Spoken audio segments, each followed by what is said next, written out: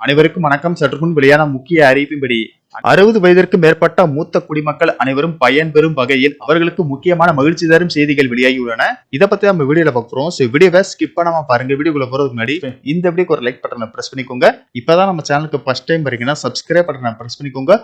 கூடவே bell icon பட்டனையும் press பண்ணிக்கோங்க. வாங்க வீடியோக்குள்ள போகலாம். நாடு முழுவதும் மத்திய மாநில அரசுகள் 60 வயதிற்கு மேற்பட்ட மூத்த குடிமக்களுக்கு என்று பல்வேறு வகையான நலத்திட்டங்களை செயல்படுத்தி வருகிறது. அந்த வகையில் ஏழைகள், பொருளாதாரத்தில் நலிவடைந்த தனிநபர்கள், அமைப்பு சாரா துறையில் உள்ள தொழிலாளர்கள் ஆகியோர்களுக்கு நிதி பாதுகாப்பை வழங்கும் விதமாக அரசால் அடல் பென்ஷன் யோஜனா அறிமுகப்படுத்தப்பட்டது. இந்த திட்டம் குறித்து தற்போது மகிழ்ச்சியான அறிவிப்பு ஒன்று வெளியாகியுள்ளது. அடல் பென்ஷன் யோஜனா மூலமாக ஒருவர் மாதந்தோறும் ரூபாய் 5000 தொகையை ஓய்வூதியமாக பெறலாம். இந்நிலையில் இந்த தொகை அதிகரிக்கப்பட உள்ளதாக தகவல்கள் வெளியாகியுள்ளன.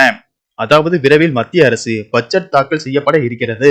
ஒவ்வொரு தடவையும் பட்ஜெட்டின் அறிவிப்பின் போதும் பல்வேறு துறைகள் குறித்தும் முக்கியமான அறிவிப்புகள் இடம்பெற்றிருக்கும். அந்த வகையில் இந்த முறையும் வருமான வரி உச்சவரம்பில் மாற்றம், PM கிசான், ஆயுஷ்மான் பாரத் திட்டம் தொடர்பான அறிவிப்புகள் இடம்பெற்றிருக்கும் என எதிர்பார்க்கப்படுகிறது.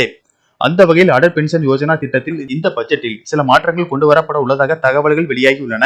அதன்படி இந்த திட்டத்தின் கீழ் வழங்கப்படும் ஓய்வூதியத்தை 10,000 ரூபாயாக உயர்த்தப்பட உள்ளதாக கூறப்படுகிறது. ஏற்கனவே உள்ள ரூபாய் 5000 தொகை இரட்டிப்பாக வாய்ப்புள்ளதாக அரசு வட்டாரங்கள் தெரிவிக்கின்றன. அடல் பென்ஷன் யோஜனாவில் 18 வயது முதல் 40 வயதுக்கு உட்பட்ட நபர்கள் யார் வேண்டுமானாலும் முதலீடு செய்யலாம். 7 ரூபாயில் இருந்து இந்த திட்டத்தில் முதலீடு பண்ணலாம்.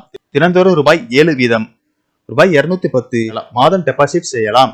இவ்வாறு முதலீடு செய்யும் போது 60 வயதை அடைந்ததும் மாதந்தோறும் ஓய்வூதியமாக ரூபாய் 5000 பெறலாம்.